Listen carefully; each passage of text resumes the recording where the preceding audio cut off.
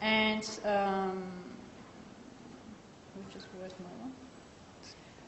Last time when I joined for the first time the Going Places seminar, Carrie asked me, Petra, do you want to give the soapbox next time? I said, okay, I can do, no problems. What is it about? Well, just try to reflect people who influenced you in your career. So I try the next 5 minutes maybe to introduce me to you a bit further, because most of you maybe just know my face from one time, so maybe even less than this. So first of all, what is always part of me and part of most of the people is the home.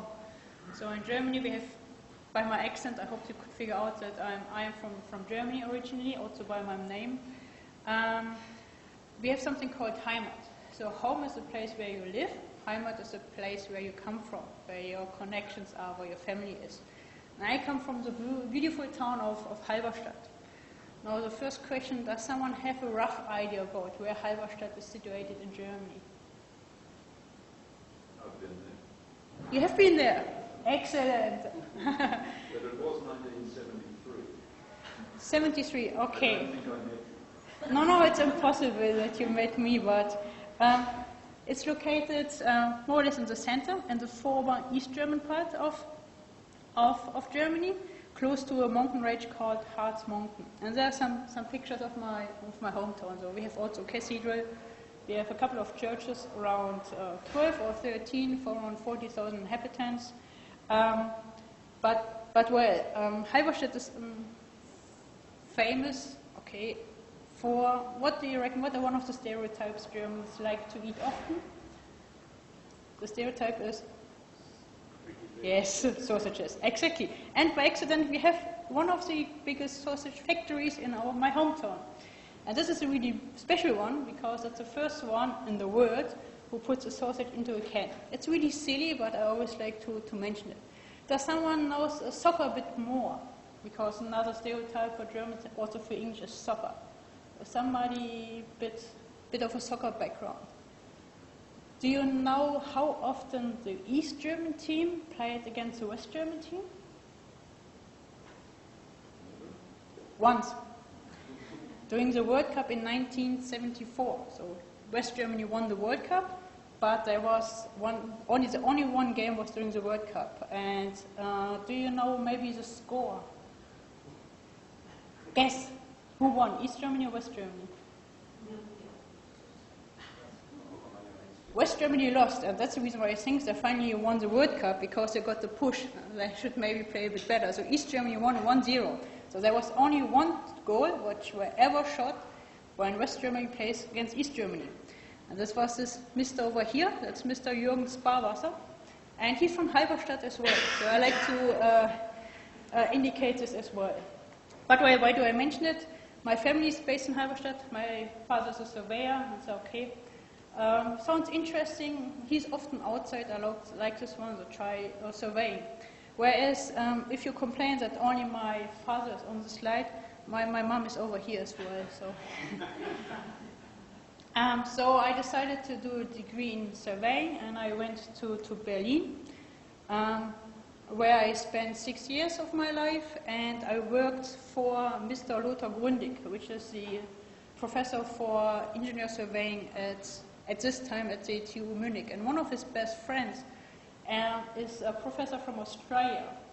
I knew this information, but I can also show through this presentation that often circle close. So I will come back to this professor from Australia later on. That's the group of our year.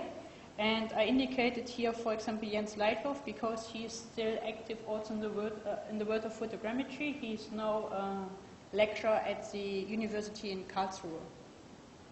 My master thesis I wrote in cooperation with the university in Weimar, together with Professor Wilfried Schwarz, who is quite active in the field of engineer surveying. So my master was more on the background of engineer surveying.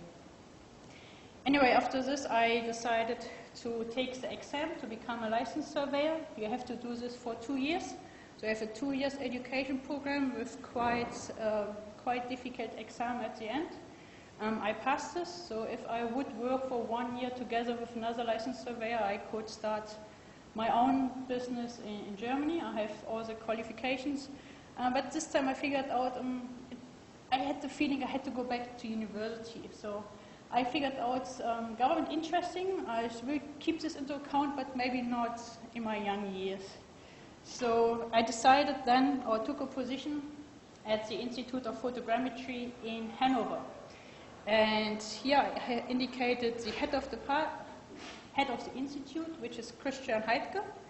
And to the circle close, so Christian Heidke is now the general secretary of the ISPRS, which is the International Society of Photogrammetry and Remote Sensing. Then I also indicated here Carsten Jacobsen. If somebody of you works in the field of sensor calibration, you will cross this name. And if there's a new sensor, new camera coming out, then the companies are normally afraid, hopefully Carsten will not find something bad with them.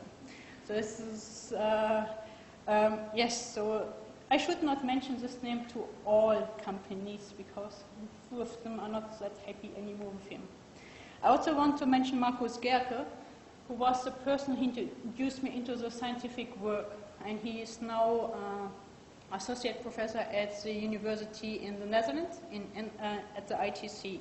But he was the one who guided me for the first year and had a really strong influence on my person. Well, yes, Charity and Josh could experience this today. This was one presentation I gave for the ISPRS in Urumqi in China. So, and the advantage of this job at the institute was that I traveled a lot, private, but also for conferences. So the red dots indicates places where I went for conferences, workshops, or similar things. One country is and that is one side of going to a conference, and that is the other side of going to conferences. This is always the interaction. So the most important bit on a conference is the social event. Try to network, try to get involved with people, have a nice chat, have a good time. And so I came in contact, for example, with Professor Uwe Stiller, who is the photogrammetry professor in Munich, but also Mr. Kolbe, who is now in Munich, former Berlin. So he changed the chair as a professor. But one country is missing, which is the country I live now, and that is Australia. So on one of the occasions, my professor asked me, "Well, Petra, you haven't been in another country, so I think you should study for a while abroad." So that's good. I want to study in an English-speaking country, which is outside of Europe, and please not South Africa. I had concerns about security.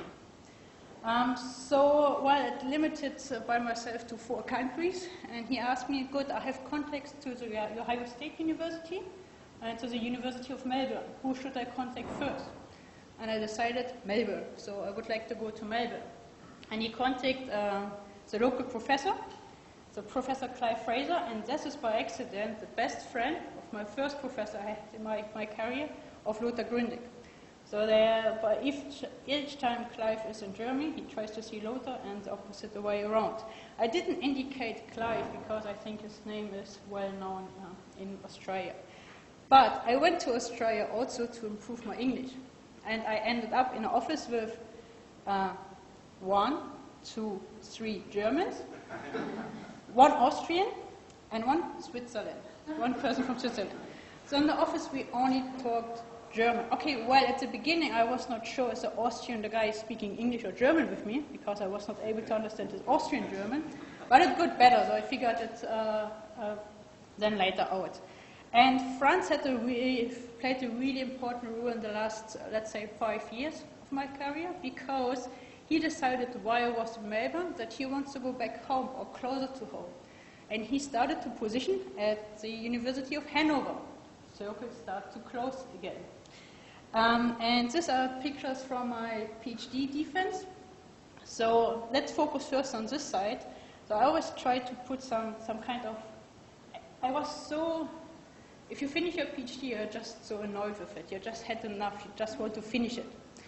During my presentation, I couldn't stop to put a kind of Easter egg in. As an example, normally in Germany, of course, you take examples from Germany, but I decided, okay, good, there's a nice map of the city of Joondalup, so let's take the city of Joondalup as an example.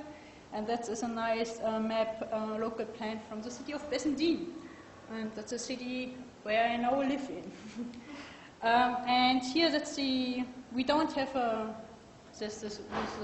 rocks you get with these hats, we don't have this in Germany. You get from your colleagues a PhD hat, but it's a funny one. And you get, at the same time, embarrassing presentation. Because then everything is done and you don't care anymore anyway, because it's done. So I got this hat, and you can see the shape is the shape of Australia. And the presentation in the background, there's my hometown again. And this is another picture of Jürgen Bauwasser. So he's always mentioned. And that's his France, and two good colleagues who work on the same project like I did. So, and then I moved to Australia. I had the luck that a position was available at the Curtin University as a lecturer on photogrammetry, where I found really nice new colleagues. I want to especially mention Tony Snow, John Walker, and David Belton, who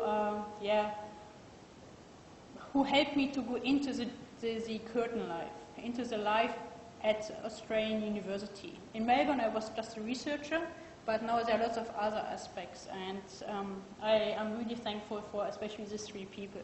But altogether, the team is really nice, so let's see the whole team. And also should mention Jeff West, who is also in the field of photogrammetry. And I could tell the story of all of them, but I should stop now, and I hope I am in time. I didn't get the bell, and I hope, thank you, and I hope I could introduce myself a bit further to you. I hope that there are no any questions about this. Are there? Yeah. What were you